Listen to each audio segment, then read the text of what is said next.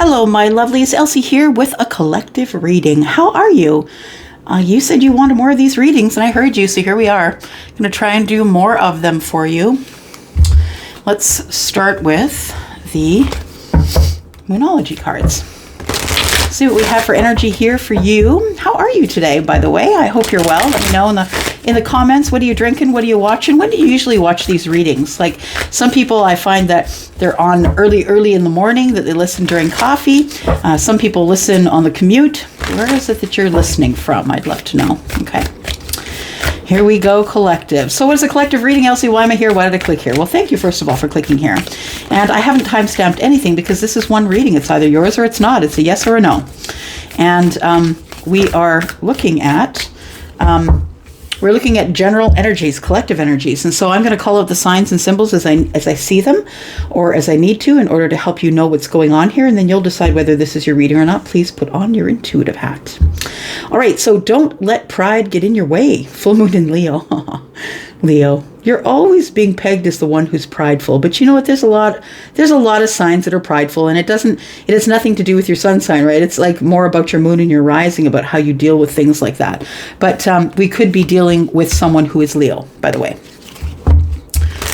Full moon. There might be something significant coming to fruition in the next full moon. I don't know when that is. If you do, please put it in the comments. I don't usually keep track of the moon phases. Well, I mean, as they're coming up and I'm hearing it more, in my, on the platform and things like that, I tend to take notice, but, I'm not the person who's staring at the moon, although I love to. Okay.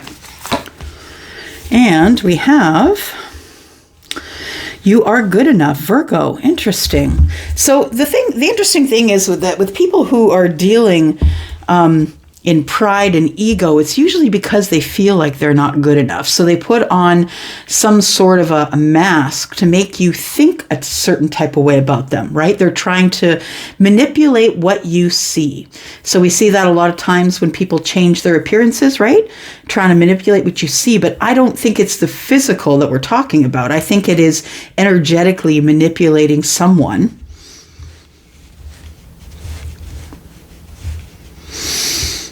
Because you don't feel good enough. Now, full moon in Virgo, these are both full moon cards, which are very interesting. And Virgo energy is about, I think Virgo overall is probably most critical with themselves, but because they have such a good eye for detail, they can tend to get off the path. But it can come off as being sort of critical as well. Yeah. But I think it comes from them being so critical of the self. There's somebody here who's struggling with pride. That's what I feel. But you could be someone who is dealing with a Leo or a Virgo, or maybe you have those two in your chart. We now have Scorpio. It's time to release negativity. Yeah, it feels like somebody's being really hard on themselves. It's like, I could be this. I could be out front. I could be the leader. I could be the one who, all the world's a stage. Let's have fun. You always want to take Leo to a party.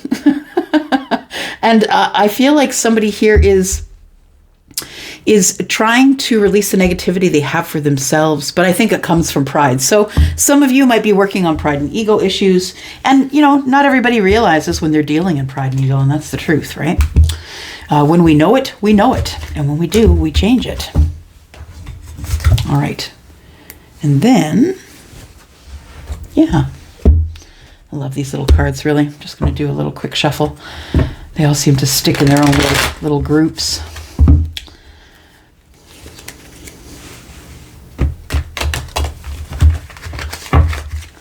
Hard to shuffle them all at the same time though, because there's a lot of them. All right. All right, tell us more. Don't let pride get in the way. Why is pride getting in the way? Don't let pride get in the way. You're enough. I think that's the great message. Yeah. Don't be so hard on yourself. People will love you for who you are. Authentically. Allow them to do that. Allow them to see your authentic self. Are you giving me cards or what's going on here? Are we just going to sit here and shuffle for the people? There we go. All right. So we have shield. You need to defend yourself. It feels like you need to defend yourself because pride will do that. Pride is saying, oh, that person over there has got more than me. I need to push my chest out a little further. I need to be a little braver. It feels like you need to defend yourself because you are in pride. And see, that's the thing, that people think pride is a good thing when people act out of ego. I've been at this game so long, I can see your ego in a second, and I know whether or not you're speaking to me from a place of authenticity. It's the knowing that I have as a Pisces moon. And it's also as someone who has been people watching for a very long time. A child of abuse will have a hyper focus either on themselves or the situation that's unfolding around them to know whether there's danger or not. So we have hard work ahead. And it will be hard work, I feel, getting out of your own head, being less critical with yourself. That is not an easy game. If you've been living in your ego and your pride for a long time, it's not easy to get out of. Being humble hurts. It feels like it hurts. One more card, please. One more card for the collective. Thank you. There we go. We have money or property through an inheritance, winning or windfall. You could be someone who is prideful because of money. Maybe you've had an inheritance. Maybe because you have a lot of stuff and things, you feel like, and a lot of the times, I'm not saying all the time, because money and abundance is a beautiful thing, but sometimes people use it as compensation, like not financial compensation, but they use it as a compensation for what they feel they don't have. So that is a danger that is real, right? We see it. That's how society lives, right? People are living in, over their heads, not living within their means because they don't have, the self in place yet. They don't know who they are, but they want to show everybody what I can make, what I can have, what I can buy. We have the unicorn. Use your intuition to make beneficial change. I love this reading so far for you. Yes, absolutely. Use your intuition to make beneficial change, to know when you're supposed to. We have the barrel. You feel something is lacking in your life, perhaps love, money, or goals.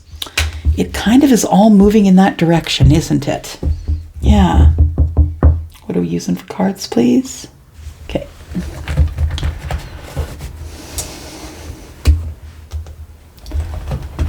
Definitely need a bigger table soon. Okay. Just means I'm going to buy more cards though. All right. Let's take a look at some tarot here. Figure out what else is going on.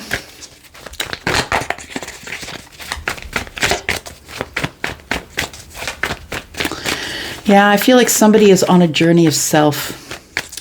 It's like you're trying to separate yourself from your accomplishments, your achievements, and the things that you buy from who you actually really are. Right? It's really easy to build up the pride in the things that we own. And sometimes it's a hard work dismantling it. Page of Swords, watching them. Yeah. Watching, taking notes, learning. This is the student, right? But you're having an idea while you're doing that. So you're really digging into the knowledge. Why are people so happy? The page of Swords is looking over at the sun. Why are these people so happy? Why are they happier than me? Well, I think that these people might be living more authentically, or at least being authentic with each other. I feel like they have clarity. They have growth. It feels like these people in this card have let go. Right? They've given it all back or surrendered it to the universe, and the sun is here. The universe pushes it back to them in terms of the sun and says, look, Leo, you can either be in pride or ego, or you can be in this kind of Leo energy. You can be the sun, bring brightness to others, be kind to others. And yes, you're going to be in the spotlight, but it's going to be for reasons other than pride and ego, right? It's going to be for reasons of people love to be around you. Your energy is great. They have fun when they're around you. They like the sun-like energy. And also that you are someone who is, I believe, learning how to grow. Because to me, the sun is all about growth, right? So whether you're a human or a plant or an animal, right? Our nails grow, our hair grows, everything grows under the sun. abundant growth. It's like you're studying other people, collective.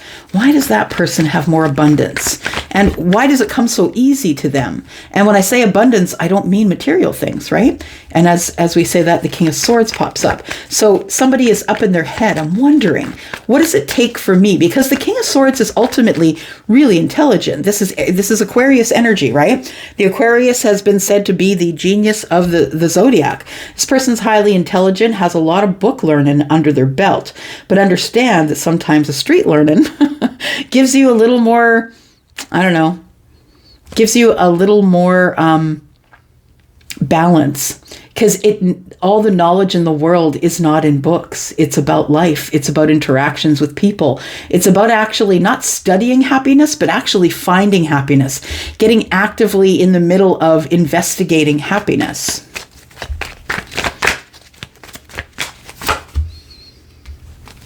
King of Cups, Three of Swords,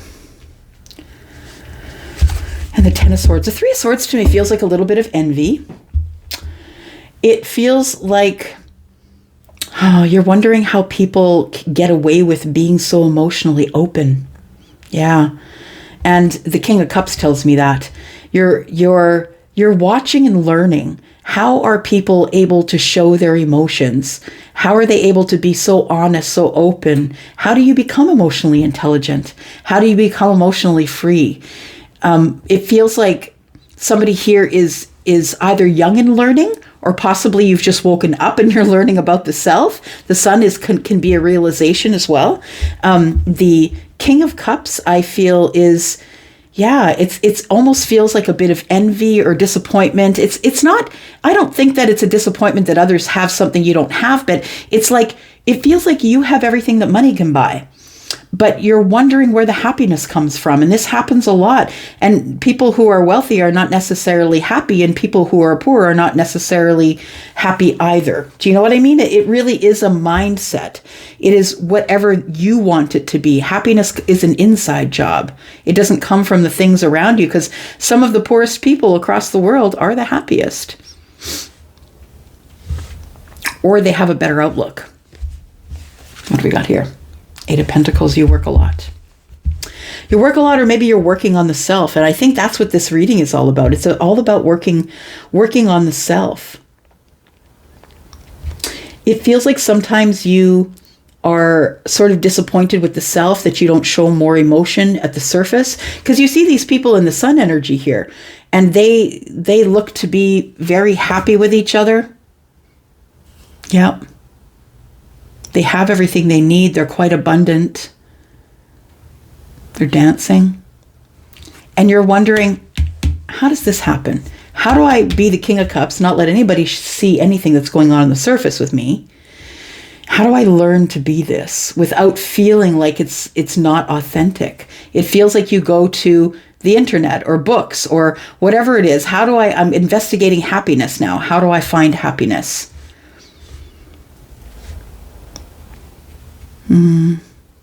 Yeah, it's a broken heart. That's why you're so cynical. I get it. I get it. You've had disappointment after disappointment after disappointment. And you're out here saying, look, how am I even emotionally intelligent? How am I even? I just keep getting my heart smashed over and over again. I think that's why you're kind of taking a step back and looking at, how do people stay happy regardless of endings, regardless of heartbreak? Is it something that they have, that they're learning? It's not something that you can get from a book. Happiness is an inside job, right? Okay, Eight of Pentacles, right. So working on the self. Yep, you're going to get it. You're going to get it. There's going to be a moment of alchemy, or a time after you've gone in by yourself and looked at really all the hard parts of you, all the shadow work. Gosh, you know what? It's building you, is what it is. You're being prepared for something else that's really amazing. And these are all lessons that you have to go through. You have to go through the shadow work, right? On Ten of Cups Tarot, there is a Lightworker's Chronicle on shadow work, if you're interested in knowing what that is. I know we use a lot of buzzwords that maybe you don't know what they are. But it looks like you need to examine the self. And the happiness is going to come when you examine the self. All right. keep moving. Let's look at some Lenormand.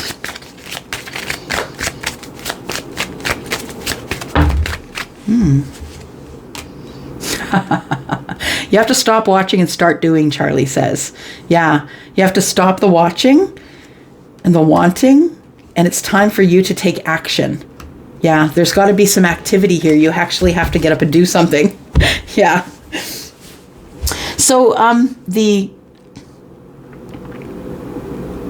sarcophagus is what it's called, right? The place where in the Middle East, or in the Egyptians, I guess, would bury their dead. They would, do the embalming or whatever it was, and then they would put them in the sarcophagus, right? And they would bury that whole thing. Yeah. But they would bury them with jewels and all the things, the possessions of the world, thinking that they could take that with them. So nonetheless, it is about an ending or something that has stopped. It feels like you stop. I think you stop wondering.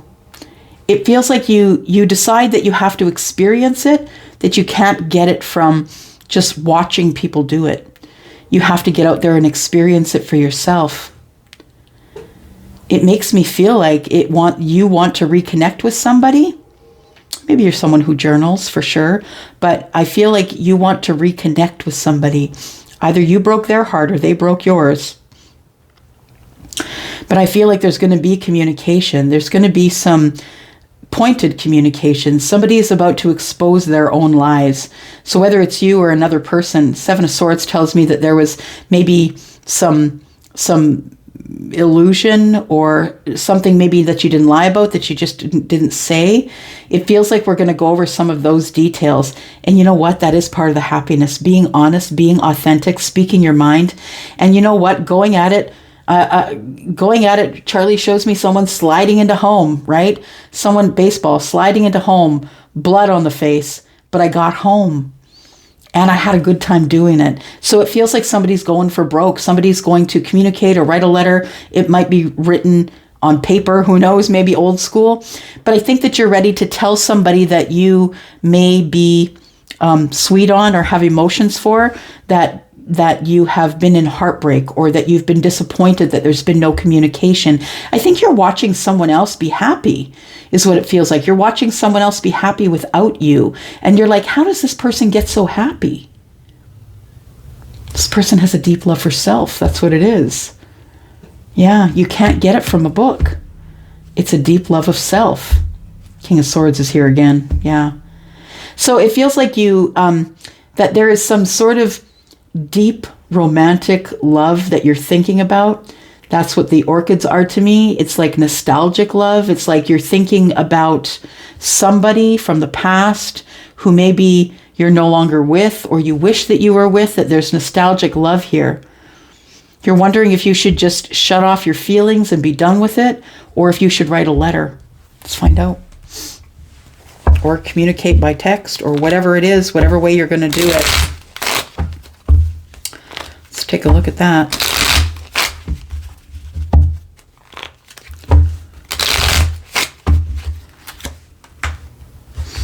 Very attracted to someone here. Also, I feel like you're about to take action. Yeah, you're about to take action on some sort of a reunion, some sort of an emotional reunion. I think that the letter, or however you communicate, is going to be the catalyst for that you will decide to reach out to somebody that you haven't spoken with in a long while. And I think the only reason, to be honest, collective, the only reason you haven't spoken to this person is because you've been self-critical. Yes, you felt you weren't enough, right? You felt you weren't enough. You were kind of living from ego. It's somebody here whose ego is finally dying. Because you can't have peace in this life if your ego is not dead. If you're not living humbly, it's just not going to work for you. You just don't get the lessons that you need, because really the ego is armor. And yes, you can put on armor and it's going to protect you from anyone that tries to hurt you. But also, nothing can get in, but nothing can get out either, right? You can't really communicate. It's from Brene Brown, by the way. Read that in one of her books. And the challenge is the attachment. Or maybe it's toxic. Oh, it's fear as well. Yeah, it could be fear, right? It's almost like this person makes you nervous because they're so attractive. You're not really sure if you can like look at them in the eye. That's what it feels like. You are so attracted to them and you want this reunion so badly. This love that you have for this person is deep. It is not, Charlie just said, it's not a carnation love. It's an orchid love. It's a really deep, elegant, beautiful kindness that you have for this person. But I feel your challenge right now is how close you are to the situation. Are you able to write a letter that is legible, that is honest, but is not, accusatory? Like, I feel as though this is a bit of fear and not believing in self, not believing that you're good enough to do it. It feels like there has been something that's gone on here. There's been heartbreak or heartache, and then someone else moved on and the other one didn't. Just sat there and watched the other person move on. Sun is here again. All right, let's do a little bit of clarifying and let's get you out of here. Can't be sitting around watching tarot all day.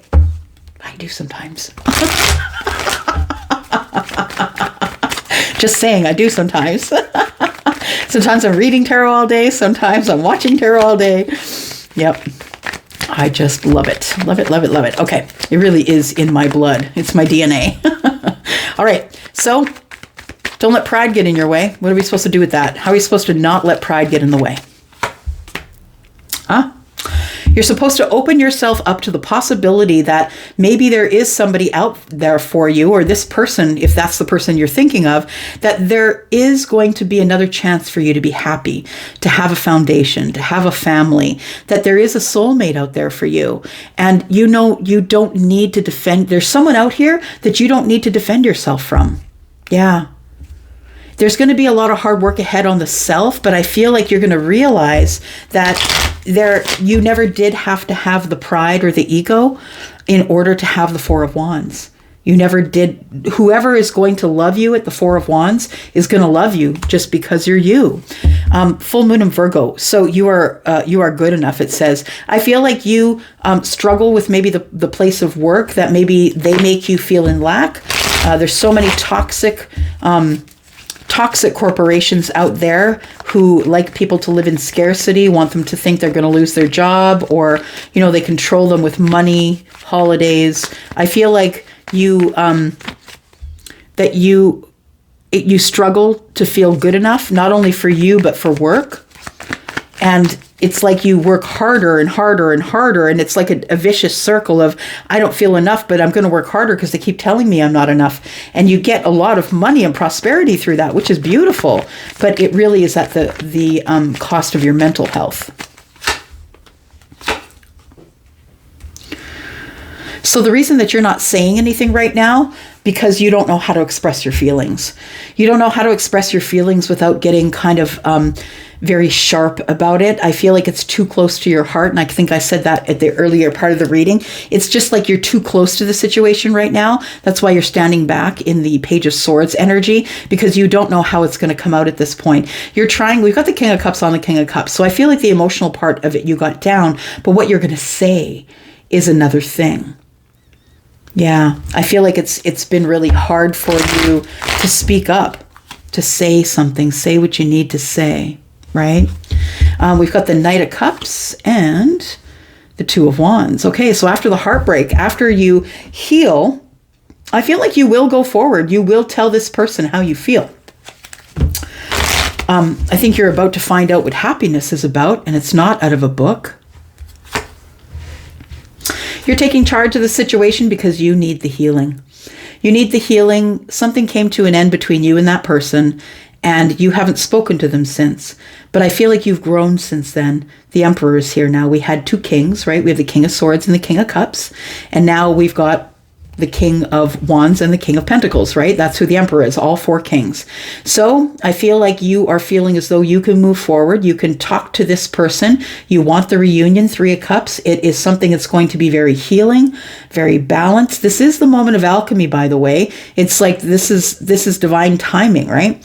This is the moment of alchemy. Everything is going to be perfect in this time for you to be able to move forward. So if you're going to have any success in healing this after the end, I think that you should probably get out there and do it. Might be an empress you're looking for, someone who's highly intuitive. There's the king again, King of Swords. So we had one of the Lenormand cards be the King of Swords, and we got the King of Swords up here. And so this is the third time we're seeing it in threes, right? So I think that the King of Swords is also intuitive. I think there's a really psychic connection between the Empress, who is Taurus and Libra, and the King of Swords, who is Aquarius, but in a general reading is also Libra and Gemini. So we've got Piscean energy. You two share Pisces energy. So you could both have a water placement or a Pisces placement. All right. Who are we talking about? Let's find out who we're talking about. Who's this person? Because they are showing up as the Empress, I feel. We do have Sagittarius energy here. We have Aries. We have Leo, of course, and we have Virgo energy. So let's get some details about who we're talking about. Give us some details about the person that we are talking about, please. Either the one that's watching or the cross-watcher, or so it wouldn't be cross-watcher, but it feels like it's either you or them is what I want to say. So some of these details could be significant for you or them. So this person seeks emotion. They could be a water sign. If they're emotional, it could be Cancer. I mean, all of the water signs are pretty emotional, but only Pisces is going to let you see it on the surface. The others are going to hide their emotions. We have dark hair. You or your person could have dark hair. We have this is an ex. So this is someone that you've already dated, someone that you may have known from the past. Y'all keep saying, Elsie, I don't want to talk about the past. Well, I don't have a choice, y'all. I don't have a choice. It comes up. It is what it is. So we are maybe at the end of a cycle here. Ooh, very close to the twin flame reunion. And I have been watching a lot of who I feel are my gurus, and a lot of them are saying the same thing, that there's a lot of twins coming into union, and a lot of energies that can't leave each other alone. So soulmates, deep connections, whatever label you want to put on it. I feel like we're very close, nines. Very close to living in alignment. Yeah, be prepared for a deep connection. And then we've got the twin flame energy here. So someone that you consider to be your twin, possibly. And we've got success, financial blessings. You're going in the right direction, divine gifts. You're going to be illuminated and reap the benefits of hard work. Use your intuition. And gosh, there's numbers everywhere. You must be, the universe is screaming at you, whoever you are. You're seeing it in weird places, though. Like, I feel like you're seeing it on billboards or on the tag on a car or maybe on a receipt. Like, you're not seeing it on the clock. You're seeing it come up in strange places. Yeah. But I feel like we're very close because we're at the nines, right? We're almost completing the cycle here. We're very close to somebody coming in union, or maybe a bunch of people. Who knows, right? All right, let's get a little bit more advice and then we will move on here. Give it some advice to the collective, please. What advice can you give us about this reading, please?